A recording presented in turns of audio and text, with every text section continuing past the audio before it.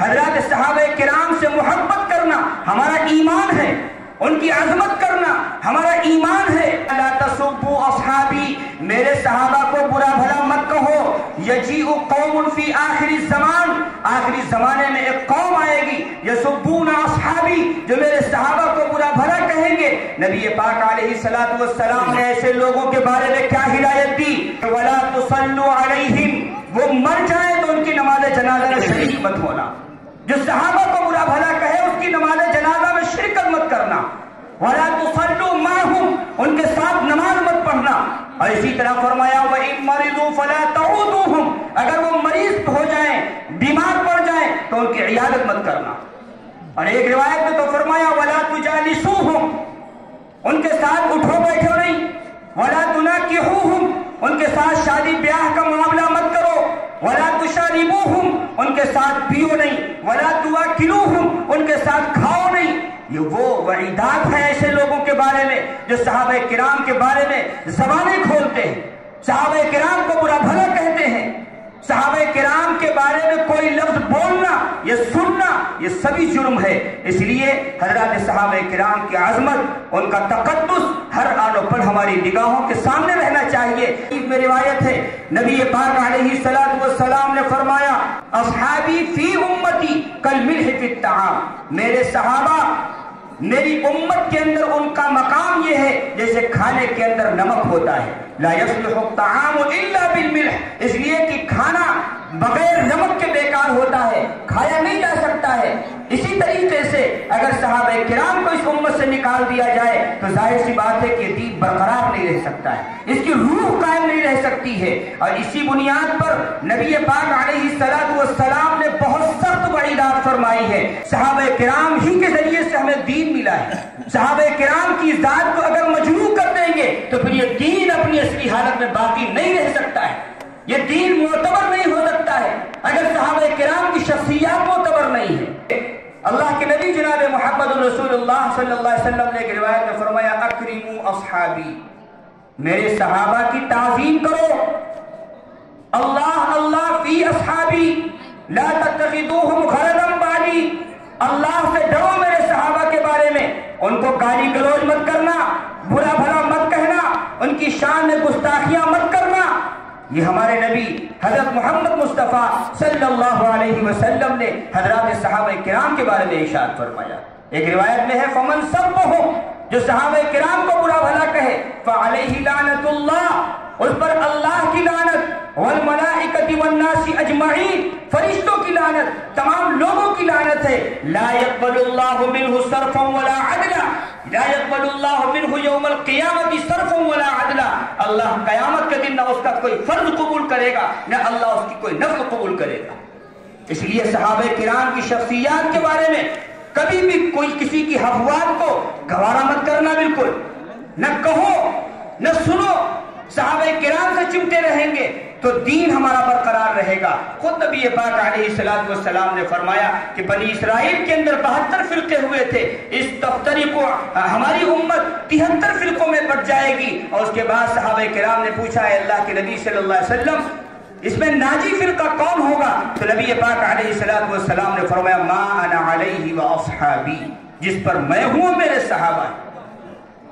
سیدنا صدیق اکبر رضی اللہ تعالیٰ عنہ، جن کو صدیق کا لقب دیا گیا، اسلام کے سب سے پہلے خلیفہ، اللہ کے نبی جناب محمد الرسول اللہ صلی اللہ علیہ وسلم کے پہلے جانشین، اور انبیاء کے بعد اس امت میں افضل ترین شخصیت حضرت صدیق اکبر رضی اللہ تعالیٰ عنہ، جب نبی پاک علیہ الصلوۃ والسلام نے اعلان نبوت نہیں فرمایا، حضور حضرت ابوبکر صدیق رضی اللہ تعالیٰ عنہ تجارت کی غرض سے شام تشریف لے گئے۔ آپ نے وہاں ایک خواب دیکھا، جو عیسائی راہب تھا، ایک عالم تھا، اس کے پاس آپ گئے، اپنا خواب ذکر کیا تاکہ وہ تعبیر بتائے۔ اس نے تعبیر بتائی، اور کیا تعبیر بتائی کہ تمہارے زمانے میں ایک نبی مکے کے اندر آئیں گے، آ چکے ہیں یا آئیں گے، انت تکون وزیرہ فی حیاتی، آپ ان کی زندگی میں ان کے وزیر ہوں گے، وخلیفتہ فی بعد مماتی، اور ان کی وفات کے بعد آپ ان کے جانشین اور خلیفہ بنیں گے۔ آپ واپس آئے، مکے تشریف لائے۔ جب آپ مکے آ گئے تو یہاں اعلان کر چکے تھے حضور اکرم صلی اللہ علیہ وسلم، اعلان نبوت فرما چکے ہیں۔ اچھا، حضرت ابوبکر صدیق رضی اللہ تعالیٰ عنہ کی دوستی پہلے سے تھی۔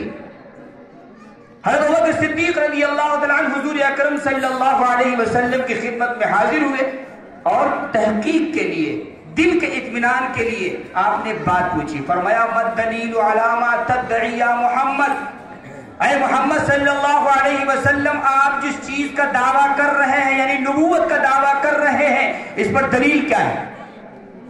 آپ جواب سنیے۔ حضور اکرم صلی اللہ علیہ وسلم نے فرمایا اے ابو بکر الدلیل علی ما ادعی رؤیاک التی رأیتها فی الشام، میرے اس دعوے کے دلیل آپ کا وہ خواب ہے جو آپ نے شام میں دیکھا ہے۔ حضرت ابوبکر صدیق رضی اللہ تعالیٰ عنہ فرماتے ہیں خدا کی قسم میں نے اس راہب کے سوا اپنا خواب کسی کو نہیں بتایا تھا، لیکن معجزے کے طور پر حضور اکرم صلی اللہ علیہ وسلم نے فرمایا کہ میرے اس دعوے کے دلیل تمہارا وہ خواب ہے جو تم نے شام میں دیکھا تھا۔ یہ سنتے ہی ابوبکر صدیق رضی اللہ تعالیٰ عنہ فوراً پکار اٹھے اشہد ان لا الہ الا اللہ واشہد ان محمدا عبدہ ورسولہ، اور آگے بڑھ کر کے سب سے پہلے جیسے ہی نگاہ روح انور پر پڑی ہے، حضور اکرم صلی اللہ علیہ وسلم کے چہرے پر پڑی ہے، فوراً انہوں نے بوسہ لیا ہے۔ یہ خصوصیت ہے سیدنا صدیق اکبر رضی اللہ تعالیٰ عنہ کی کہ ایمان لانے کے بعد پہلی نگاہ جیسے ہی حضور اکرم صلی اللہ علیہ وسلم کے چہرے انور پر پڑی تو آپ نے بوسہ لیا ہے، اور جس وقت حضور کا انتقال ہو گیا ہے تو آخری وقت بھی حضور کے سر کا بوسہ لیا ہے۔ یہ خصوصیت ہے سیدنا ابوبکر صدیق رضی اللہ تعالیٰ عنہ۔ حضرت عمر فاروق رضی اللہ تعالیٰ عنہ جن کا اس امت میں دوسرے نمبر پر سب سے افضل ہے، دوسرا نمبر ہے انبیاء کے بعد سیدنا، صرف ایک واقعہ ذکر کر کے میں اپنی بات ختم کرتا ہوں۔ سیدنا حضرت عمر فاروق رضی اللہ تعالیٰ عنہ، بارہا سنا ہوگا آپ نے واقعہ، ایک منافق تھا ایک یہودی، دونوں کا کسی بات میں جھگڑا ہو گیا۔ منافق کہتا ہے کہ ہم کعب ابن اشرف سے، جو یہودی تھا، کعب ابن اشرف جو یہودی تھا، یہودیوں کا سردار تھا، وہ منافق کہتا ہے ان کے پاس چلو ان سے فیصلہ کرائیں گے، لیکن وہ یہودی حیران ہے کہ اپنے نبی کو، یہ منافق تھا نا، مسلمان اپنے آپ کو ظاہر کرتا تھا، تو یہودی حیران تھا کہ یہ اسلام کا کلمہ پڑھتا ہے اور حضور اکرم صلی اللہ علیہ وسلم کو اپنا رسول مانتا ہے، اس کے باوجود فیصلے کے لیے حضور کے فیصلے پر راضی نہیں، اور یہ چاہتا ہے کہ ہمارے مقدمے کا فیصلہ کعب بن اشرف یہودی کرے۔ اب مقصد کیا تھا کہ کعب بن اشرف کے پاس جائیں گے، وہاں دھیرے سے رشوت سرکا دیں گے تو ہمارے حق میں وہ فیصلہ کر دے گا، اس لیے منافق لے جانا چاہتا تھا جو خود کو مسلمان کہتا تھا۔ بہرحال اس یہودی نے کہا کہ میں کعب بن اشرف کے پاس نہیں جاؤں گا، میں تمہارے نبی کے پاس چلنا چاہتا ہوں، ان سے فیصلہ کراؤں گا۔ حضور اکرم صلی اللہ علیہ وسلم کے پاس یہ مقدمہ آیا، حضور اکرم صلی اللہ علیہ وسلم نے دونوں کی بات سنی، دلائل یہودی کے حق میں تھے۔ فقضى رسول اللہ صلی اللہ علیہ وسلم لليہودی، حضور اکرم صلی اللہ علیہ وسلم نے یہودی کے لیے فیصلہ کر دیا۔ اب یہ منافق کہتا ہے کہ ہم نے تمہاری بات مانی، حضور سے فیصلہ کرایا، اب تم ہماری ایک بات مانو اور چلو عمر کے پاس چلتے ہیں، وہاں فیصلہ کرائیں گے۔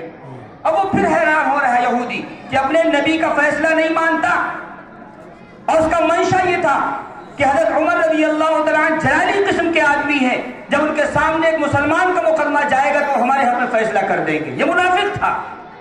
بہرحال حضرت عمر رضی اللہ تعالیٰ عنہ کے پاس مقدمہ پہنچا، حضرت عمر فاروق رضی اللہ تعالیٰ عنہ نے دونوں کی بات سنی، جب بات مکمل ہو گئی تو یہودی نے ایک بات کہہ دی کہ فَقَضَى لَنَا رَسُولُ اللَّهِ صلی اللہ علیہ وسلم فَلَمْ يَرْضَ بِقَضَائِهِ، اللہ کے رسول صلی اللہ علیہ وسلم ہمارے حق میں فیصلہ کر چکے ہیں، لیکن یہ خود کو مسلمان کہنے والا اپنے نبی کے فیصلے پر راضی نہیں ہوا۔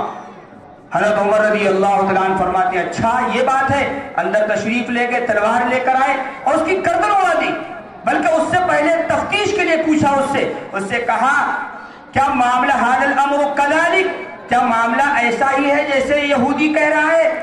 اس منافق نے کہا نعم، جی ہاں معاملہ ایسا ہی ہے۔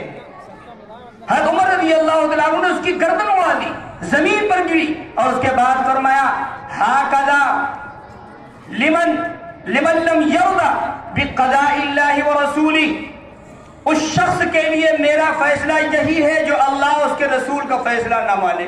اب تو ایک ہنگامہ ہو گیا مدینے میں کہ عمر رضی اللہ تعالیٰ عنہ تو مسلمانوں کو بے سوچے سمجھے مارتے ہیں، حالانکہ وہ منافق تھا، دل کے اندر کفر تھا، اپنے آپ کو مسلمان ظاہر کرتا تھا۔ ایک ہنگامہ برپا کر دیا اس کے متعلقین نے، حضور کی خدمت میں گئے اور کہا کہ عمر رضی اللہ تعالیٰ عنہ تو بغیر سوچے سمجھے مسلمانوں کو مار رہے، اور یہ ہمارا ساتھی تھا جو آپ کی خدمت میں آیا لیکن ادب کی وجہ سے پوری بات کہہ نہ سکا، تکلف تھا، تو اس نے سوچا عمر کی خدمت میں جائیں گے تو بے تکلف بات کہہ سکتے ہیں، اس لیے وہاں چلا گیا تھا۔ حضور اکرم صلی اللہ علیہ وسلم کو صدمہ پہنچا کہ عمر رضی اللہ تعالیٰ عنہ یہ کیسے کر سکتے ہیں؟ فرمایا جاؤ بلا کے لاؤ۔ حضرت عمر رضی اللہ تعالیٰ عنہ جس وقت دربار رسالت میں تشریف لا رہے ہیں، حاضر ہو رہے ہیں، راستے میں 3 مرتبہ آسمان کی طرف اپنا چہرہ اٹھایا اور اللہ سے مناجات کی کہ اے اللہ، میرا ایمان ہے اور میرا یقین ہے اس بات پر کہ حضور کے دربار میں پہنچنے سے پہلے پہلے آپ کا عادل حضور کے پاس آ جائے گا، جبرائیل آپ کے پاس آ جائیں گے۔ چنانچہ حضرت عمر رضی اللہ تعالیٰ عنہ نبی پاک علیہ السلام کی خدمت میں پہنچے تو وہاں حضرت جبرائیل تشریف لا چکے ہیں اور یہ آیت نازل ہو چکی ہے، فَلَا وَرَبِّكَ لَا يُؤْمِنُونَ حَتَّى يُحَكِّمُوكَ فِي مَا شَجَرَ بَيْنَهُمْ، جو اللہ کے فیصلے پر، رسول کے فیصلے پر راضی نہیں ہے، نہیں مانتا، وہ ایمان والا ہو ہی نہیں سکتا ہے۔ اور ساتھ میں حضرت جبرائیل نے یہ بھی کہا کہ اے محمد صلی اللہ علیہ وسلم، حضرت عمر رضی اللہ تعالیٰ عنہ کو یہ بشارت دے دیجئے کہ اللہ نے آسمانوں پر آج سے عمر کا نام فاروق رکھ دیا ہے، حق و باطل کے درمیان فرق کرنے والا۔ تو بہرحال یہ مقام تھا حضرات صحابہ کرام کا، بہت ساری روایات ہیں، قرآن اس سے بھرا پڑا ہے، بار بار ہم آپ سنتے ہیں، اس لیے اگر کوئی شخص آتا ہے صحابہ کرام کی شان میں حفوات بکتا ہے، بکواس کرتا ہے، بھونکتا ہے، تو آپ اس سے ہرگز متاثر نہ ہو۔ صحابہ کرام کے خلاف بدزنی یا بدزبانی یہ کفر کے درجے کی چیز ہے، اس لیے اللہ تعالی ہم سب کی حفاظت فرمائے اور صحابہ کرام کی سچی عقیدت اور ان سے سچی محبت ہم سب کے دلوں کے اندر ناصب فرمائے اور اللہ تعالی ان کے نقش قدم کی اتباع کی توفیق مرحمت فرمائے۔ حضرت مولانا تشریف لا چکے ہیں، وآخر دعوانا الحمدللہ رب العالمین۔